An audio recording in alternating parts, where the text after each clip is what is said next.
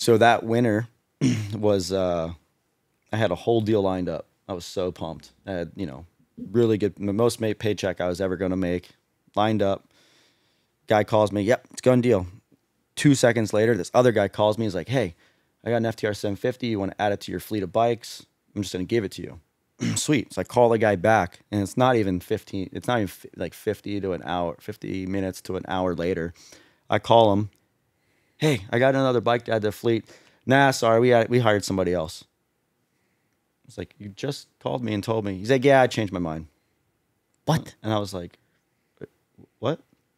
And I was just like, didn't know what to say. I'm like, I was so high, like mentally, that was the first time I ever been that excited about going racing. Like, and literally in an hour, just shot down. And I'm like, you know, how do you overcome some of this stuff sometimes? Like, you know, so many peaks and valleys, and riding all these bikes and doing this, and finally getting an offer, like a real one, like on the same motorcycle. Because my whole career, I never really rode the same motorcycle as everybody. Yeah. You know, I rode a Kawasaki when everybody was riding a Harley. I rode, you know, Triumph when everybody else was still riding Harleys and some Kawasaki's and this and that. And never was like on the same motorcycle and felt like I was competitive and I could go after a championship. And within an hour, just Taken away. And that was the time when I'm like, I was like, whatever, I'm F racing, I'm done. And then Nick Daniels called me because I'd been helping Dallas at the time. He's like, no, you're going racing. You're taking that one guy's bike. I'll do whatever I got to do. He was working for Richie Morris at that time. He's like, dude, you're going racing. We'll figure something out.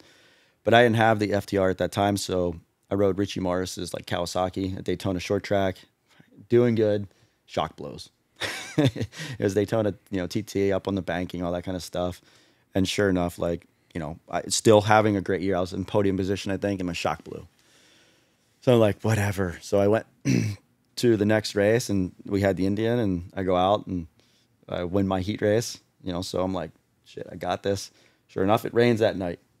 So now we have a day race, and I ended up fifth or whatever. And it was just never caught a break. It just seemed like it was just never could catch a break. And I never thought of it that way. But just when you look back on them, like the opportunities I had, and when things were clicking, I literally just never caught a break. And it just like, it was tough. But that's what mentally I feel like I look at it and I can joke about it now. And I don't go, man, what if? It's just, it's how the things were meant to be for me.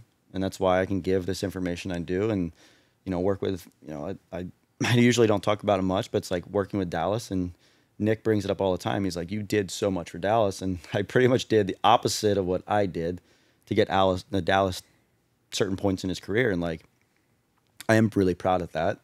And I wouldn't take anything all those hard times away to give, like, you know, Dallas has put it all together more than I ever have. So I don't even think about those championships that I could have won or whatever, because my little brother, basically, Dallas, like, I think of him that way. He's done it. And I'm proud of him for that. And like, if that's what my role was, going through all these challenges, to be able to feed somebody like him or all these other kids that I work with, that was my role. Like, and I'm okay with it.